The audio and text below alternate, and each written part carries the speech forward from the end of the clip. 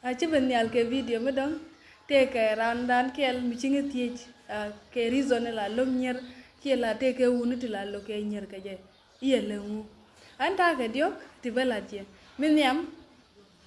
e wudu kuirwaj wud mu kuirwaj la nyala lok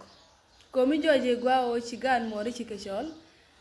ke chigan mori chike jogore nga nyamone je joji cha nyal cha jogu damanda gor rwaj ke je and then binyal ba wo yes still a problem lakini ne je ko na da morun gwa right da morun ke nyal ke right dol ke nyal ba jojo me ba lat bo jo ni rana ko ne nong nei instead de la no an inogaji ke goro banta kel ko je bo la no ko ne nong nei me ba ben wi nyal be beno okay kumbe ude matala me gultu ka je and then question but yendandi ko jen kuje raj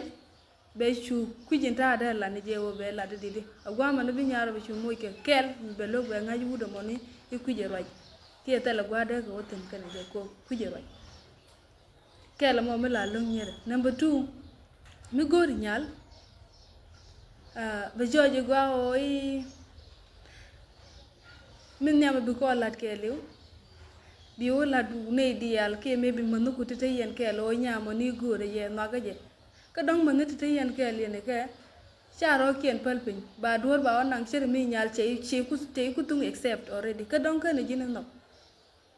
jin ba ngeje ni gwa nyal ka ne jin no but bi shi wo yara ke le nyama ni ye gora ka dong ka ne jin accept kulo gori je lakini ka ne jin accept ka ne jin no go de yen te ke len je so ba shi de be waring ra ro yen ke yen go ka kan yen chup gore yen je ke kan jin no ke la mo chang de jin no nu che be no me do dien jenen nyal te ke kel me la loge long me la loge jenen me la lo nyere long jenen e wun mu tap ngun lot ke tap mu chual ke wude tap e wone nyal lugunu gwa che woten yes che nok tele problem lugunu gwa che woten biya gwa lugunu mi tot la yani chengte gwa tot shi ro mi yentin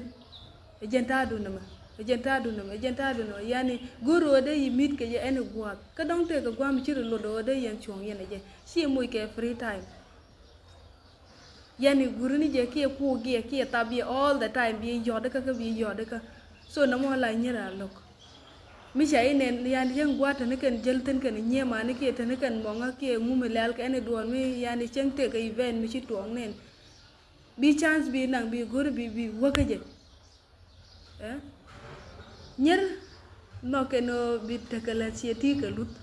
ke bi gor bro distance ma ko mi no gaji e chenkini ni wakaje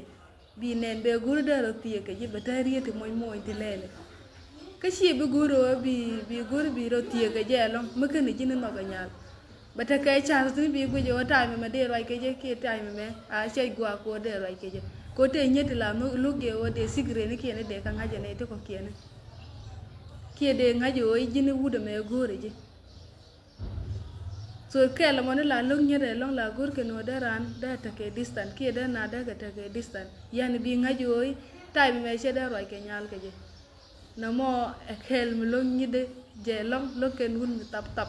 yandi da mi bi goroji lo ken long la kel mi la jaka ko signal che yibi no ka jenin dini jere long bye bye